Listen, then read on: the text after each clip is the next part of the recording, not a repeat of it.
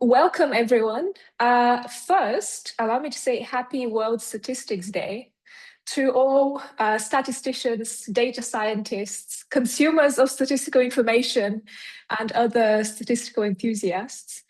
It's great to see so many of you here, so thank you for joining. For those of you who have attended some of our seminars before, the Causal Inference Interest Group was based and founded at the Alan Turing Institute, but I'm pleased to announce that we'll be able to continue the seminar series with the support of the UCL Center for Longitudinal Studies, which is a great new home for the group. And if this is your first time joining us, I'll just post a link in the chat to our webpage where you can see more information. But essentially, this seminar series was designed to platform and discuss all things causal inference, including the theory, methods, applications using from different backgrounds and domains. And this group is run in collaboration with Peter Tennant from the University of Leeds, who's my co-host today, and also Max Little from the University of Birmingham. So one of the original interests of this group was actually this translational space between the very technical and the applied. And actually our speaker today has very similar interests and will have a lot to say about this topic. So I'm delighted to introduce today Dr. Julia Rohrer from Leipzig University. She's a personality psychologist. Her applied research focuses on things like birth order effects, age-related personality changes, and examining the determinants of subjective well-being. But alongside her applied work, she's also focuses a lot on causal inference and open science. So throughout the talk, feel free to post questions in the chat, but we will do the questions at the end. And now it's over to you, Julia. So thank you so much for the kind introduction. And first of all, let me share my screen. So hi, everyone. My name is Julia. I would like to thank the organizers for inviting me to kick off this season of talks on causal inference. I actually kind of suspect my talk will be one of the least technical ones, though I'm not sure what else is coming up here. So I do want to talk about some things that I believe technically inclined people, as I imagine some of the audience members are, can do to help applied researchers to improve their causal inferences. And as you will see, a lot of what I'm going to talk about is colored by my experiences in my own field, so psychology, non-experimental psychology in particular. But I hope you will find that at least some of the points that I'm going to talk about generalize to, for example, health science. And also, it's just in general, I'm going to throw a bit of shade. And I prefer to throw shade on my own field, so I'm not insulting anybody else, but I'm implicated in all of the problems I'm going to talk about. So, like I said, I'm a psychologist, and as a psychologist, my causal inference training looked a bit like this. So you want to draw causal inferences, where your first option is to run an experiment, and your second option, there is no second option, you will just have to give up if you can't run a randomized controlled experiment.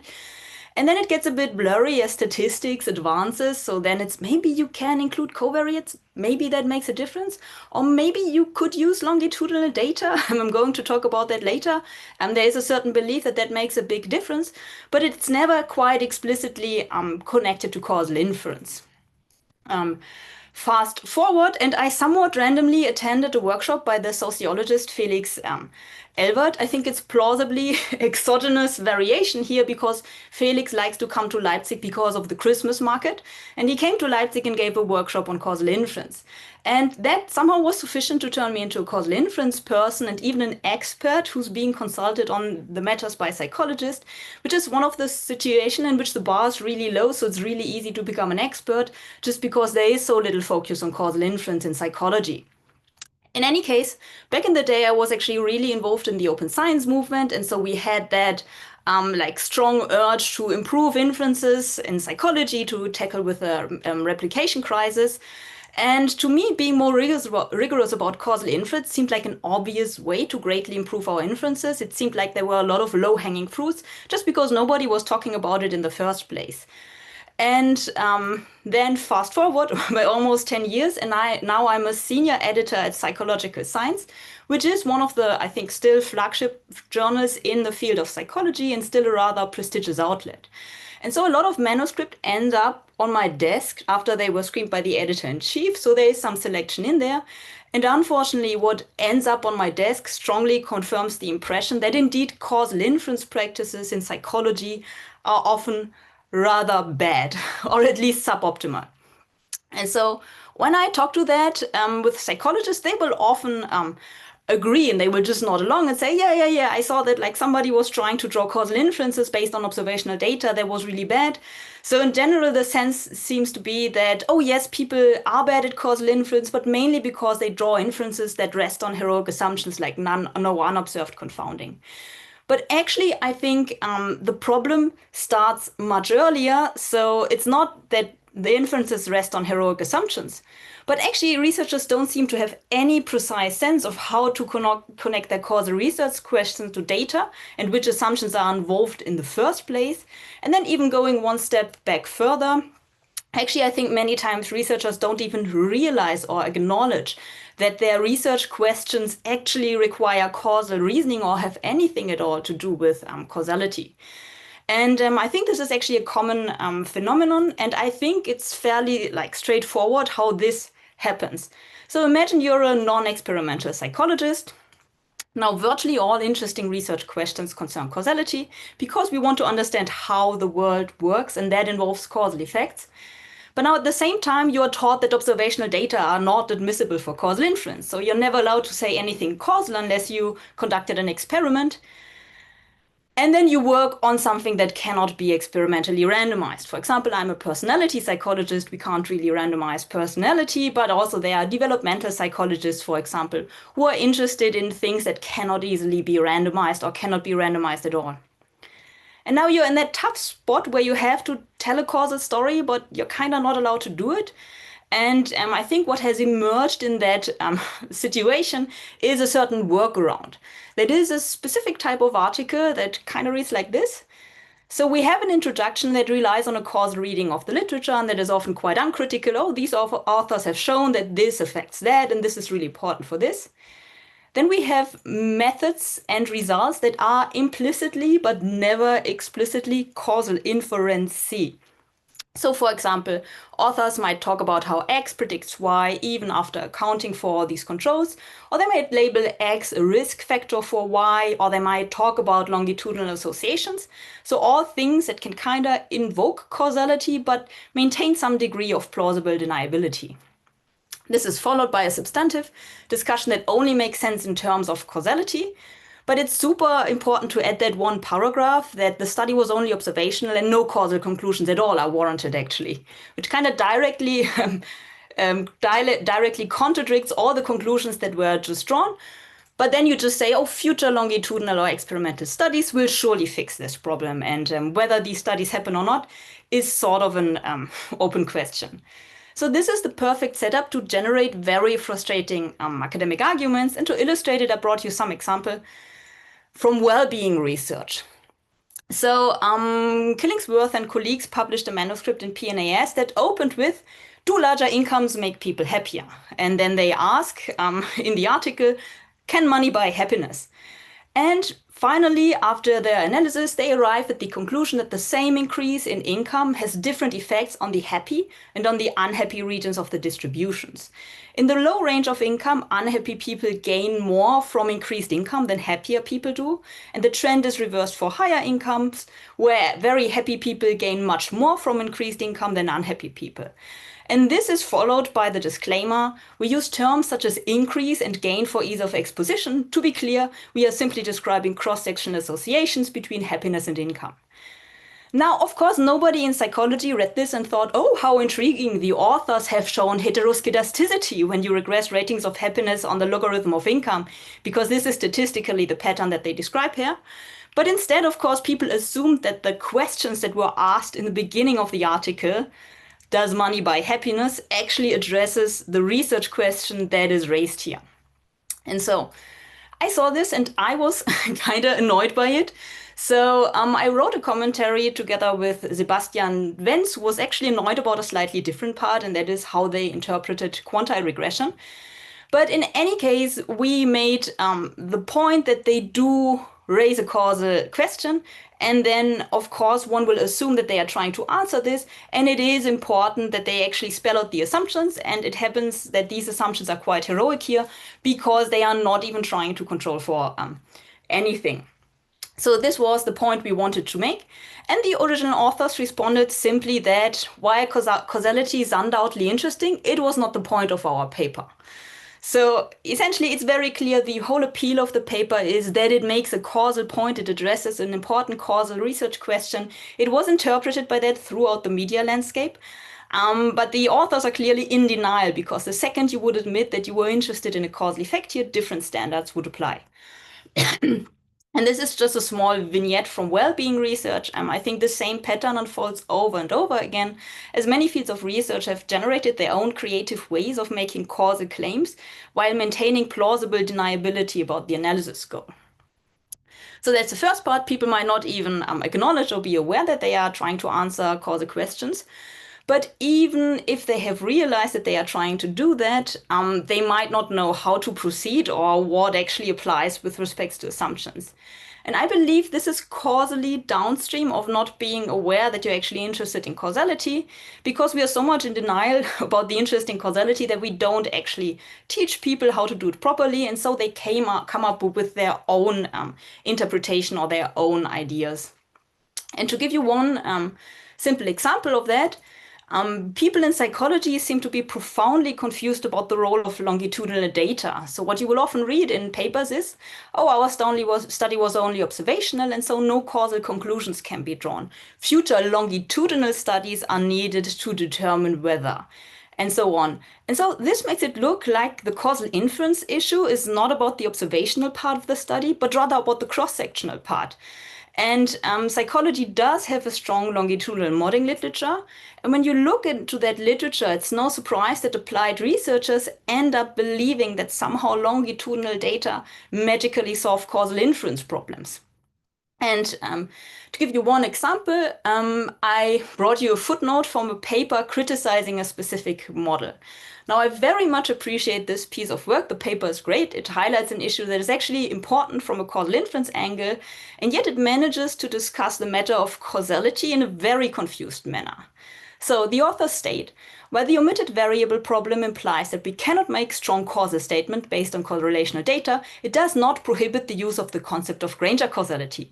However, many researchers using cross-legged regression refrain from using the term causal and use terms like reciprocal relationship, cross-domain effects, role, exposure, impact, or influence instead. It may be argued, however, that these alternative terms also imply a causal mechanism, and even more so, that an interest in causality is actually the driving force behind these studies. Therefore, we decided to use the term causal and causality in the current article, although we acknowledge that strong causal statements can only be based on experimental designs, and we should confine ourselves to the concept of Granger causality. So there is a lot going on there. It kind of leaves it open whether, like, maybe we can draw causal inferences, but only weakly. Or maybe we can draw Granger causality inferences, even though it's completely open what that means and so on. And so this was written by Ellen Hamaker, who I think is one of our best methods people, and it's published in one of our top methods journal. And I think if this is what like the top of the field looks like, it is kind of understandable that applied researchers end up with the false impression that actually the longitudinal data mean that confounders no longer exist. And this is how psychologists mainly actually analyze their observational data. So, yeah, so we do have that problem that researchers don't quite know how to analyze the data because they are not even sure how the assumptions play into it. And then in the very end, there is still that part that researchers draw causal inferences that rest on heroic assumptions. So that involves using adjustment sets that are just way too small, or we controlled for age and gender, and so it's all fine. But there is, of course, also an experimentalist version of that, because there is a lot of experimental research in psychology, and that also often relies on heroic assumptions, which I think is also because we talk so little about causal inference. We just pretend in an experiment it's all fine. And so, for example, a lot of researchers will condition on post-treatment variables, or they will use manipulations of highly questionable construct validity. For example, there is a line of research that is interested in the effects of socioeconomic status on pro-sociality. And there's that idea that as socioeconomic status increases, people get less pro-social, maybe because they don't need to rely on others so much. Now, the problem is essentially, if you're a social psychologist, you say, oh, we can't just look at the correlations between socioeconomic status and pro-sociality. We need to manipulate it. And what they do is, for example, they will get people into the lab and they will prime those people to think of themselves as higher or lower class. So they will tell them, imagine the social ladder has like 10 rungs and you're on the top and you're looking down. And now you're primed to be high social class. And then they measure what you're doing in some economic game. So that has heroic causal assumptions in there. It's just a different type of assumption going in there, and it relates to construct validity, which is kind of discussed in psychology, but I think never directly in a very causal inference-y way. So, with all of that being said, this is the bad stuff.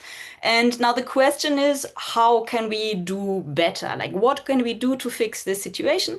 But maybe also, whose responsibility is it to begin with? Because in psychology, I sense that among the methods people, there's often like the notion, oh, you can't do anything anyway. The applied people just do what they want. They should read our papers and they would do a better job. But somehow it doesn't seem to work that way. And so the way I like to think about it is that there's a different type of causal ladder, so not the one by Pearl, but one that is essentially a ladder of technical causal inference knowledge. And a bit further down, there might be substantive researchers who have never been properly introduced to causal inference, which will be, for example, most psychologists.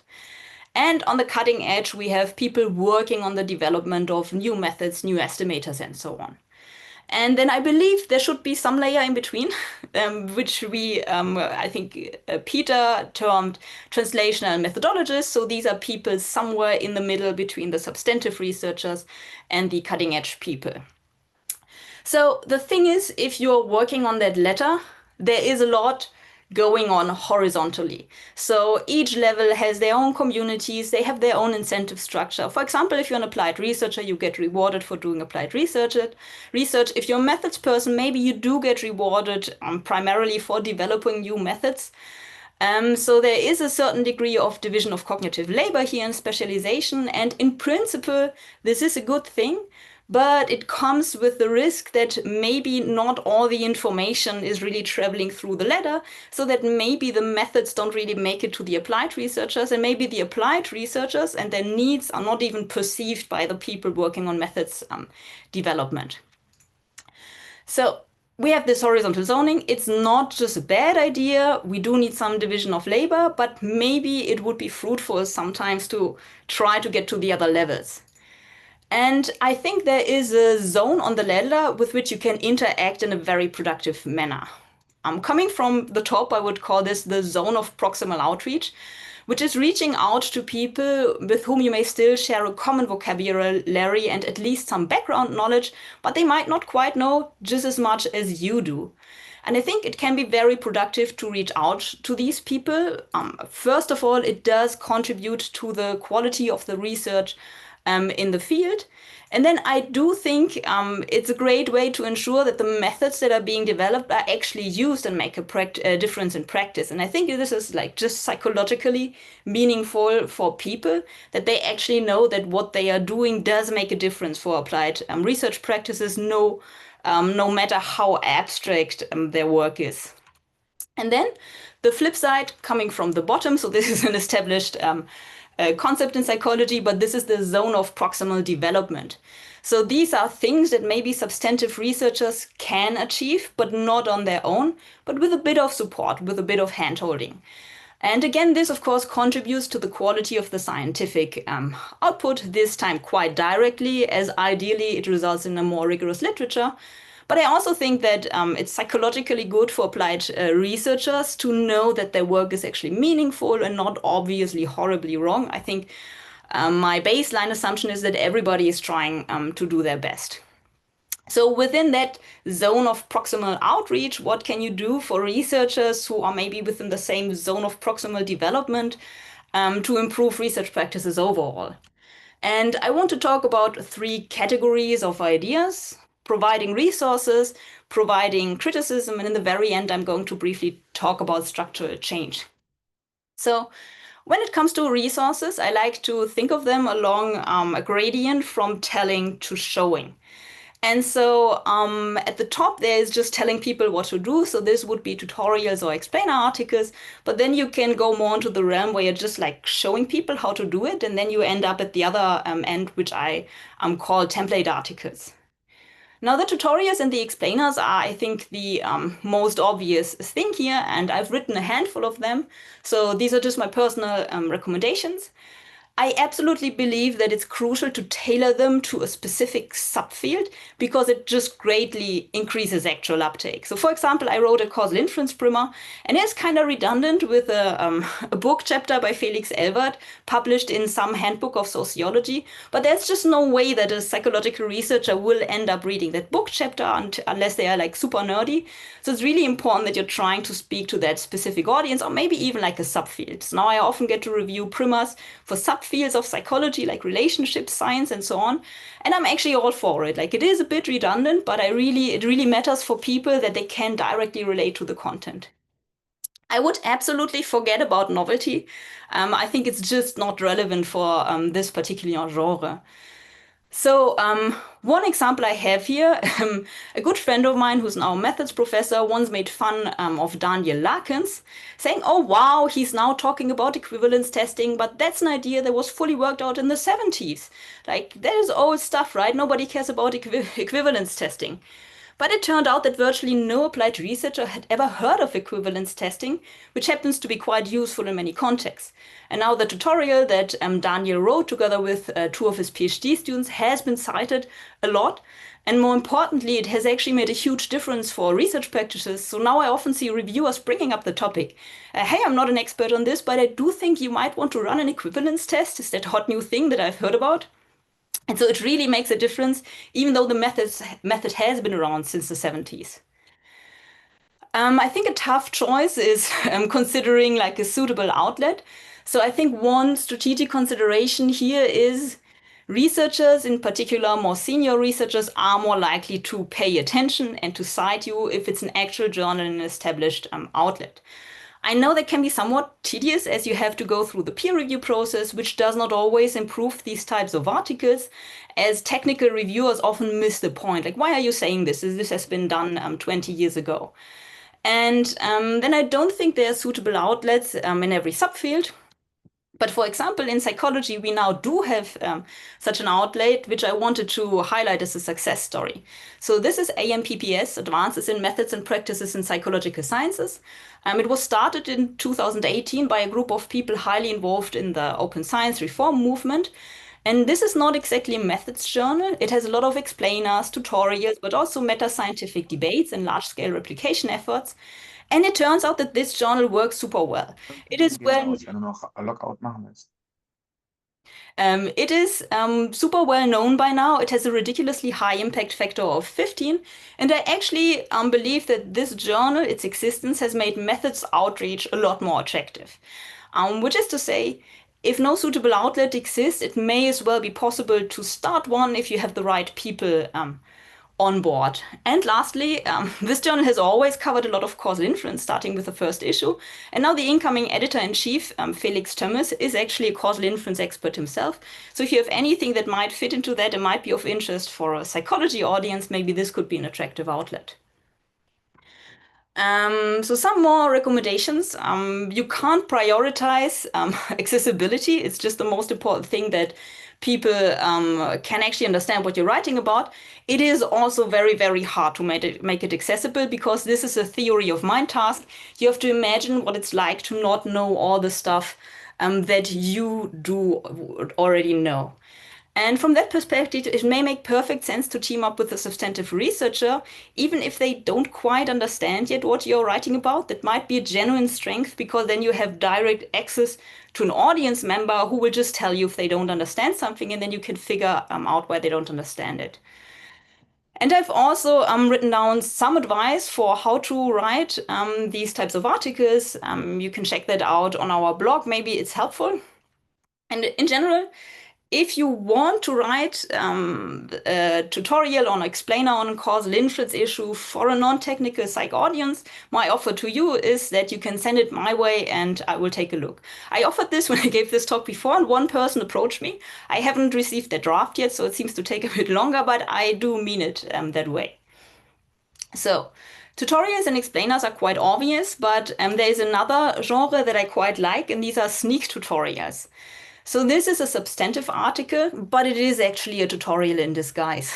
And I think that has some genuine advantages. And I think the biggest one is that it's a lot more likely to be actually read by substantive researchers who work on that particular topic and who might not usually read methods articles, because methods articles are for people who are really into methods, and the substantive researchers might not think of themselves in that manner. I also do think that these articles offer a lot of potential, because it turns out that many people actually do enjoy reading about methods and then understanding something they didn't understand before, which gives them the feeling that they've learned something important. So I think this has a lot of potential, like just explaining people things. They do like that even in a substantive context, at least in my experience. So I honestly, I feel like all of my substantive articles are turning into sneak tutorials at that point, so I may be biased here. But this is just an example from my own work. We are interested in a particular model of life satisfaction judgment that essentially says that if you are asked to judge your life as a whole, you think about your satisfaction with various domains, so work, family, health, leisure, and so on. And then you aggregate your domain satisfaction ratings, but applying higher weights to domains that are more important to you. And so this is a substantive article on that topic, but actually then half of it is spent on discussing the assumptions under which we can successfully identify the effects of domain satisfaction on general life satisfaction in longitudinal data, assuming that the model is conceptually true, but being open to the possibility that we may have forgotten to include some important life domains that matter to at least some people. And I don't know whether it's a well-made version of this, but I do feel like it's just a general idea. You do something, but you also explain it really well. So the substantive researcher might actually have their first contact with, for example, causal inference. And then taking it one step further, you might also just go all in on showing rather than telling. And this is when you provide a template article that is a substantive article that handles the analyses and the justification just really, really well, so that it can serve as a template for other substantive researchers. I do believe this is urgently needed for many causal inference issues. So after I give introductory talks, I always get people asking me, oh, can you show me a paper that uses a DAG really well, or that does this with longitudinal data really well, and so on. So I think this is important. We need these. And I also believe that the potential impact is actually huge, because it is my impression that researchers mainly use existing publications, preferably in prestigious outlets, as templates to structure and model their own work. So sometimes I now get this explicitly, so I will desk reject a paper, and then the authors will contact me and will say, oh, but you published this paper, which is super similar and uses the same method, which kind of makes it explicit that people do try to emulate what they see in the journal to get into the journal. And so if you have something in that journal that just handles it really, really well, that is a positive role model. And of course, to do this well, you absolutely need to team up with a domain expert or be a domain expert yourself, just because this will require that you actually take the research question quite seriously, which is not necessarily the case in, for example, a tutorial. I was struggling hard to find an actual example for a template article. I might suffer from some negativity bias. And so the one I wanted to include is a very nice paper by two sociologists, Fabian Kratz and Josef Brüderl, on the age trajectory of subjective well-being. In particular, like, is there a midlife crisis, or what does the age trajectory look like? I think this one originally looked more like a template article. Now peer review is over and it has been published, and it's more of an explainer type of article, but I'm still going to count it as a template article because it provides what I consider the best answer to the actual substantive research question. So I am including this in my lecture on subjective well-being, because I do believe it's the best age trajectory that is available to us. So the paper does go into quite some length to specify the estimate, and it does go into identification assumptions and common mistakes in the literature. And then ultimately it presents results from their well-justified favored model, which unfortunately returns these results. So there might be a tiny midlife crisis, but it is completely dwarfed by the ultimately terminal decline. I promise it's an excellent article despite the depressing results. I assume many people in here are working on health, so maybe this is not a huge surprise, but it is kind of nice to see that if you have a well-justified analysis, the results do seem kind of meaningful or do kind of seem to make sense. So these were 3 ideas for providing resources. Now, another thing you can do, which might appear less constructive, but I think which is equally important, is providing criticism. And so one obvious way to provide criticism are commentaries. For example, you might point out a common causal inference issue affecting a substantive high-profile publication. I have come more and more to the conclusion that you should actually, by default, maybe comment if it's really something that is influential in your field, because sometimes other people will comment and then you can be like, okay, somebody else did the job. But if it doesn't happen, it can have bad downstream consequences just because other people imitate the research they see. So I really think the ideal form here is, first of all, on a fairly common causal inference issue, just that you can say, okay, but this is actually a big part, a big problem across the literature, and then it should be in a high-profile publication simply because it will have more visibility. And of course, there are lots of issues in articles published in less visible journals, but I don't think they have such huge negative consequences for the field, so I think they are safer to be ignored. And I think I would always try to go for a productive framing. So you point out the issue in the specific paper, of course, because that is what commentaries are. But then you broaden it and try to at least add like a final paragraph where you state that this issue is actually not a surprise at all if it affects large parts of the literature. So it's nothing horrible that it happened to the authors. It actually happens a lot in general. I think this turns it into less of an attack on the authors, which I think is always productive if you want people to hear you. But actually, maybe even more importantly, I think it does ensure appropriate generalization on the side of the reader. Because in my experience, people are very good to understand specific instances of a problem, but then they struggle to see the same problem in other contexts. And this is why I would always just spell out the generalization, maybe name some other examples, just so that the readers can see what's going on here and that this is not a narrow issue, but a big one. Now, I know that some people have made very frustrating experiences trying to publish commentaries, so this can potentially be a huge time sink if the journal is not cooperative. So my suggestion would here to take a staged approach. And of course, in the beginning, you would always want to try the original outlet just because it's the appropriate place to publish a critical commentary. Some journals are quite receptive. So, for example, at Psychological Science, the editor-in-chief, Simin Wazir, explicitly subscribes to the pottery barn rule. So you break it, you own it. Of course, this is maybe an outlier. So I know that some journals are not that open to critical commentaries. So a second thing you can consider are alternative peer-reviewed outlets.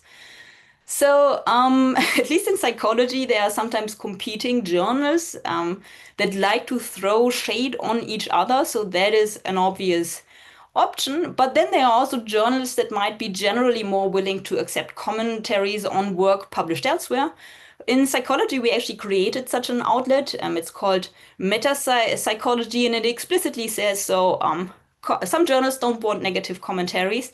Other journals then don't want them because it wasn't published in their pages. Well, we are going to take them because we know that there's no other outlet for this. And then at some point, if that doesn't work either, you can absolutely just cut your losses, get it out as a blog post or a preprint or a commentary on PubPeer and move on. Right. And I think that staged approach, so don't invest too much time because there's so much stuff you could comment on. But I think it's often worth a shot. And my experiences have been surprisingly positive. And that might not generalize for other people, but I think it is worth a shot. And it is an easy way to ideally intervene into the literature. Another way to provide criticism is during the peer review process. This can be extremely valuable also from a meta-scientific perspective. So there's a very nice paper by Paul Smaldino and Kaylin O'Connor, where they have a small model asking why do bad methods persist in some academic disciplines, even they have been widely rejected in others. And you might have made that experience yourself, that you see what people are doing in other fields of research, and you're like, wait, what? That is obviously problematic. This has been debunked 20 years ago, and yet people are doing that. And so what Paul and Kaylin do here is they set up a simple formal model and show how self-preferential biases can protect poor methodology within scientific communities. And then there's lack of reviewer competence, and that contributes to failure to adopt better models. And then they do a second model to argue that input from outside disciplines can actually help break down barriers to methodological improvement. And I do think this is actually what happened in psychology with the replication crisis, is that we did get significant outside input on the methods and so on, and that did make a difference. Which is all just to say, I know there's a lot of stuff to peer review, but it might sometimes make sense to peer review outside of the other field. Maybe it's also an interesting experience. So I think you all have expertise that is tremendously valuable to editors at more applied journals. There is a major problem here, and that is that it just doesn't scale well. Peer review in general doesn't scale well. And I think it makes sense to focus on journals that are actually read and influence practices in their specific fields. That might not be your field, but if it's a big journal in a different field, it might be worth to take a look at that point. I would also strongly recommend that if you just want to look at the methodology, explicitly just review individual parts of the methodology. This is perfectly fine, and from the perspective of an editor, it's fine as well. So it's so hard to find reviewers, so somebody who comments even just on specific parts of a paper does provide valuable input, and if they are methods expert, that is even better, and you don't need to hear their thoughts on the introduction or anything. That is something that other researchers can provide. Personally, I have scaled down my reviewing just because of other editorial roles, but I have started writing a new format for our blog. So we are the 100% CI, and we introduced a format that is reviewer notes, which are super narrow points that repeatedly come up during the peer review process. So I'm writing these up in like 1,000 words, including specific recommendations and importantly further reading. So I'm not repeating everything that has been said, but just point towards the correct sources. And then I'll just link them in my reviews. And maybe they're also helpful for other people reviewing papers, which is why I put them out publicly rather than just having like some paragraph that I always copy and paste, which I also used to do a lot. And if you repeatedly encounter issues and don't have a great source you can cite, it might be worthwhile to consider even just putting out a preprint that you can then cite, but maybe also other people will start citing it. Another great initiative on the side of peer review is Perspectives. That is a program to actually train reviewers so that they can do their job well, and I think it also covers aspects of causal inference. This has been developed at Charité by, among other people, Jess Roman, which I think I saw before that she joined the call. And the original version of this program explicitly aims at the biomedical sciences, but I think it is now being adapted for psychologists as well. And if other people want to get on board, there are a lot of existing materials and a lot of expertise that can be used here. And another initiative on the front of providing criticism is the Error Bug Bounty Program.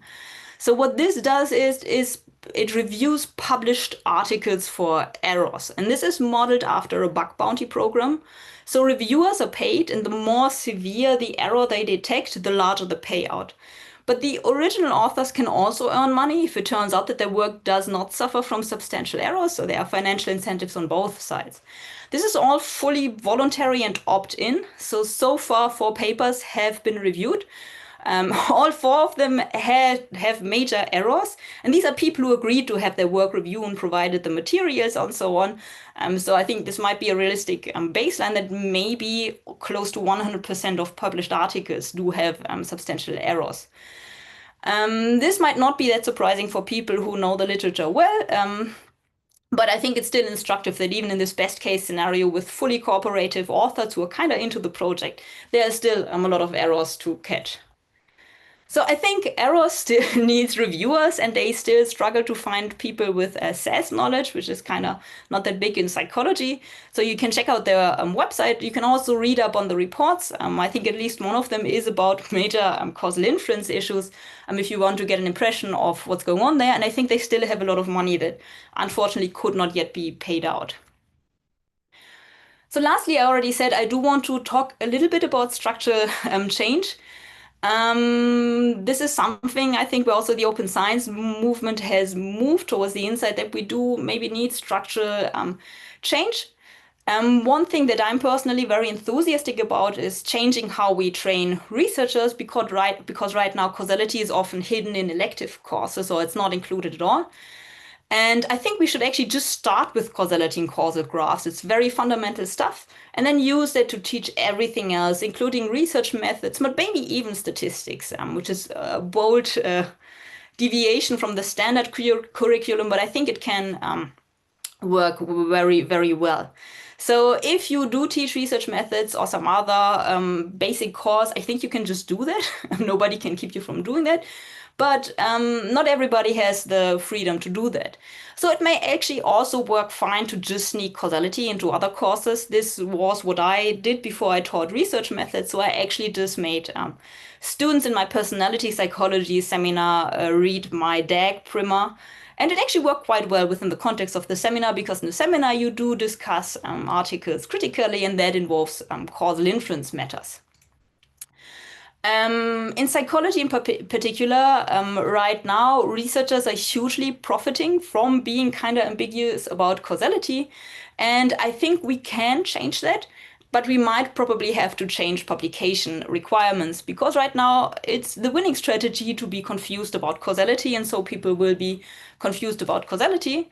However, we could, for example, start demanding structured abstracts with transparent estimates and identification assumptions. So as part of a language coding project where we coded abstract from the health sciences.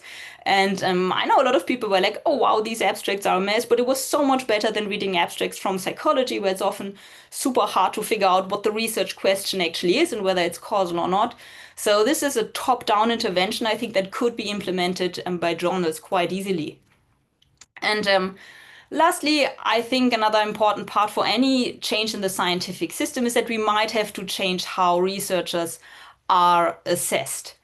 Ultimately, we need to ensure that researchers who are more rigorous in their inferences are rewarded and don't leave science because they cannot keep up with those who mindlessly crank out bad papers. In the recent years, there have been a lot of pushes to change how researchers are assessed by hiring committees. Actually, changing this is a hard task.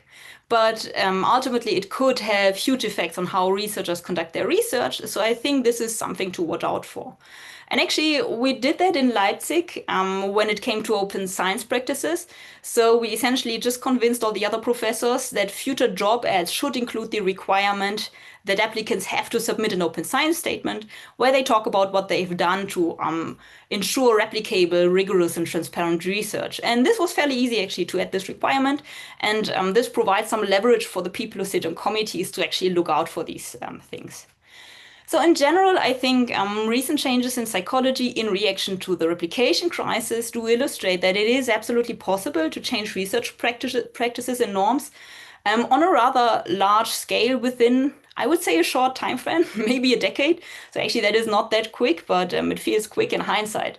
And honestly, I'm quite excited about the possibility that we may be able to pull off the same for better causal inference. And with that, I would like to thank you for your attention, and I'm happy to answer all of your questions. Thank you so much, Julia. This was an amazing talk.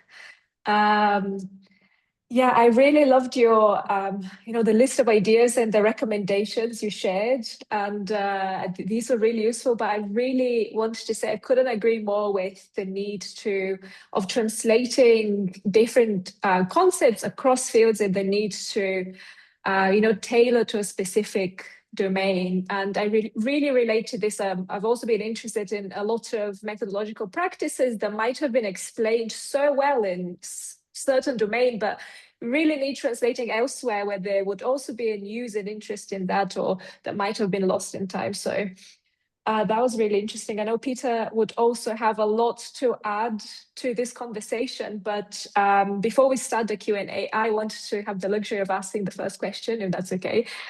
And I really want to get your opinion on, I guess, we can agree that there is a need to make causal inference more mainstream, and it's not mainstream enough. But in some cases, it is becoming more mainstream in certain disciplines. And to what extent do you think this is actually introducing some bad causal inference? You know, how often do we see papers where, I don't know, we see the same practices and issues and heroic assumptions, but maybe authors say, but we have a DAG. They just use the right words, but it's still not the causal inference we wanted, right? Yes, I do see that, and I think it's lagging behind in psychology, but it is happening. And so I get these manuscripts, and they're like, "Oh, we are doing causal inference here," and then I'm like, "Oh, but not like this, not like this," right? And they will do like, "Oh, we have a target trial here," and then there's so my general approach to this is so. I think the most important thing for me personally would be that the authors clearly and transparently spell out the assumptions. And that is like kind of my bar. And then I think I am willing to forgive a lot if people are willing to explicitly say, on this rests on the assumption that apart from these variables, there are no further confounders, and then maybe add one paragraph where they admit that this is unrealistic. So I know that people are not going to be happy about that. That is that thing about assumptions being self-defeating in their honesty, right? But it is the thing I'm really pushing for. So I'm going to be honest, I would prefer like bad causal inference with transparently stated assumptions over the vague, like is this causal, is it not stuff. So I'm trying to not penalize researchers too much for trying to do causal inference but being bad at it. However, I always insist on the transparency. And that is kind of sometimes you need to tell researchers, look, as a reviewer, I want you to spell out the assumptions. I'm not going to reject the paper just because you follow my instructions. And it turns out that, for example, for mediation analysis, there have been multiple cases also with other reviewers where the authors actually just didn't do it. And then they got rejected because of that. But I think just insisting on the transparency could do a lot to keep the bad causal inferences at bay. And then in psychology, I don't think it's as much as a problem yet as in the health sciences potentially, but I think we will get it as well, and then we have to cope with it. I have a related question, which is, I mean, we are definitely seeing this now. I've spent the last nearly 10 years of my career trying to tell everyone causal inference exists. It's fantastic. Come on, join the party. And now it's very much, no, not like that.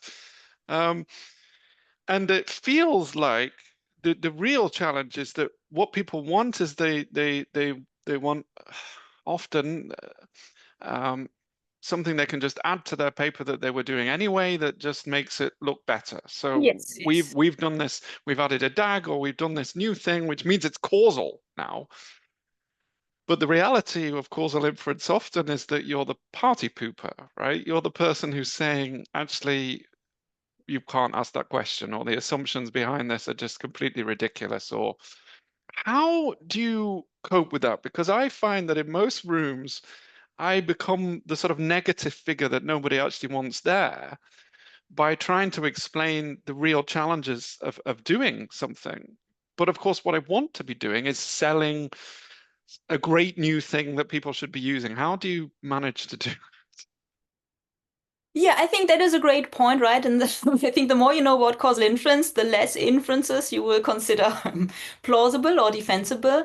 And this is not a popular thing in an environment where researchers are rewarded for the broadest possible sweeping conclusions. At least in psychology, it will be like moderated, mediation, whatever.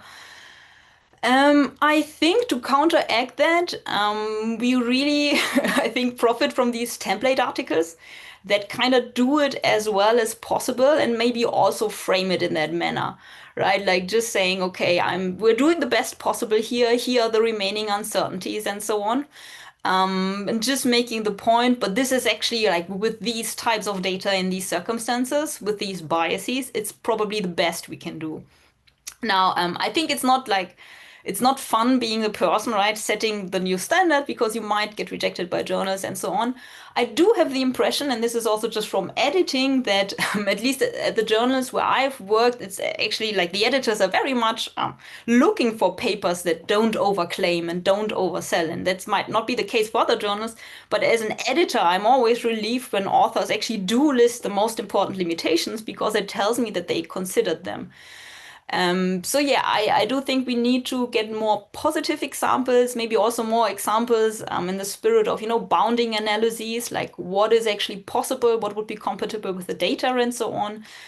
Right, and just maybe being willing to entertain like a discussion that is resting on strong assumptions as long as these are transparent. So I think it's a fine balance here, but I think just going for the prohibition, or you can't do that, you can't do that, is setting people up to like then do the veiled causal inference where you pretend to be doing something else, which I do consider worse, although that's a preference, and other people are like, no, just don't let them use causal language, but I don't know what's better in the long run. Thank you. Shall we take a question from the chat?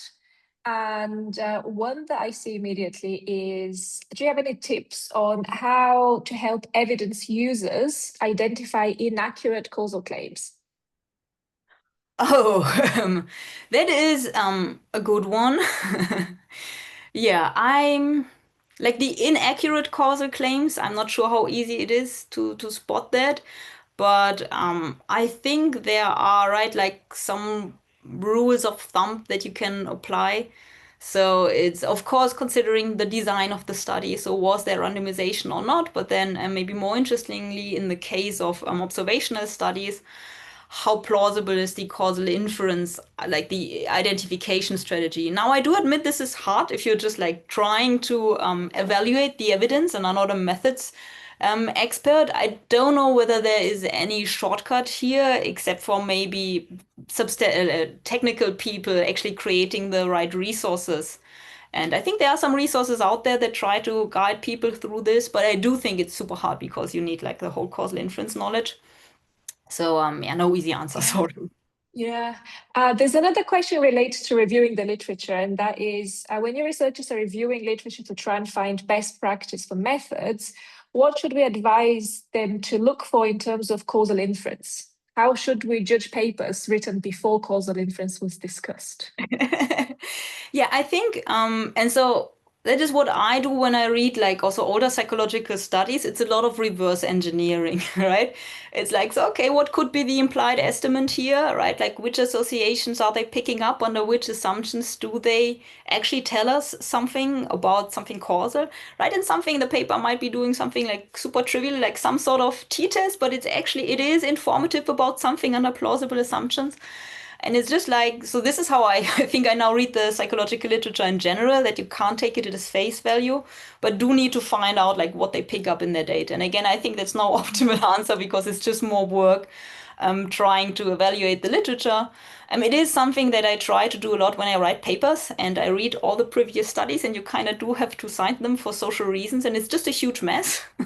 And so I really try to condense it down to, okay, so what did they look at? What's that correlation? Under which assumptions is the correlation informative about something else? And then like try to cluster it by that. I don't know whether it's popular at most journals to do it that way, but it's just like, okay, taking the literature just as data points and then trying to draw the inferences yourself based on whatever analysis results they report. And I feel like every next question is actually related to the previous question, which is great. But the next question is about the assumptions. And so when asking authors to spell out their assumptions, does this not create bad incentives if it means that they can get the publication even if the analyses are bad? And the person says, I'm seeing this a lot with mediation. If there is no penalty for running unjustifiable mediation analysis, how do we improve the actual analysis?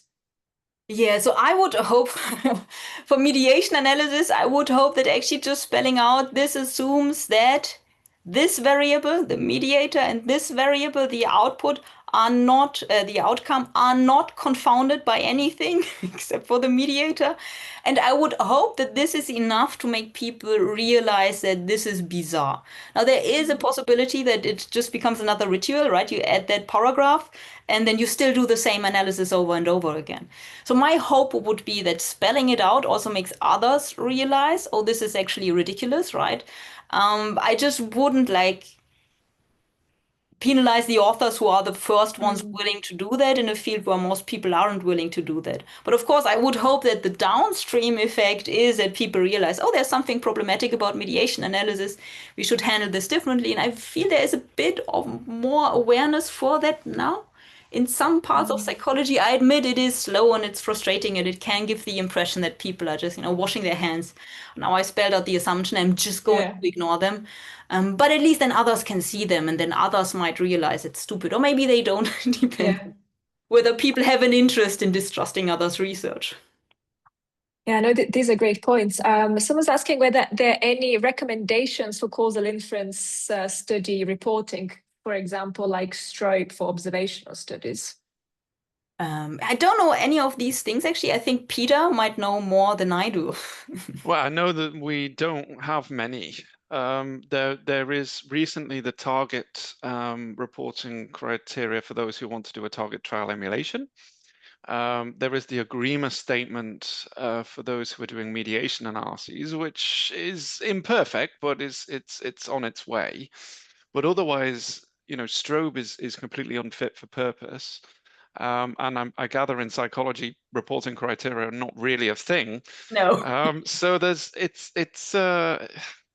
it's one of these. I mean, this is where we come back to, and in fact, just reading through all of these questions, it beautifully highlights the point that you've made in your talk, Julia. So many people asking, where can we find more guidance on this? How can we figure out how to tell, good from bad studies? All of that just needs more of the type of work that you've been talking about. All of it, including producing guidance, which sadly is still lacking. I think there's time for maybe one more question. We'll see whether there's a time for a second one, but the question is related to essentially exactly what you were talking about just now. And it's, do you have any thoughts how we can identify and maybe downweight such papers in reviews of the literature, for example, systematic reviews or meta-analyses, in evidence synthesis, and also addressing the problem of reviewer 2 pointing to workaround papers as evidence that your paper is not novel? So yeah, the first part was about downweighting maybe studies that I guess are not causally credible. Honestly, I think if it's just about a review of the literature, right? I personally, in a narrative summary, would just be willing to outright dismiss it. So, if it's not at this point plausibly causally informative to some extent, I would probably just dismiss it. Which is a bit rude, but I could imagine that the best possible causally informative study on something is worth more than the aggregate of all the confounded studies just because it's biased, right? So the bias does not average out. Right, for meta-analyses, I think that is actually a hard topic, and I don't actually know how meta-analyses of observational studies are conducted because it's such a huge mess also with the estimates, right? So what are you aggregating in the very end? I hope smart causal inference people are thinking about that, but it's kind of like two different literatures, right? There are the meta-analysis people and then there are the causal inference people. I know that actually the sociologist Josef Brüderl has written about this, calls it statistical fruit salad, which is meta-analyses of the effects of divorce, just throwing together completely different things, right? That you just can't compare. And then you find heterogeneity. I don't know whether there are best practices for meta-analyses of the observational studies. I guess the minimum would be that all have the same estimate to allow for meaningful aggregation. I think that's already a huge requirement because at least in psychology, people don't spell out their estimates. So it's entirely unclear what's being estimated. I think this is years. This is years off.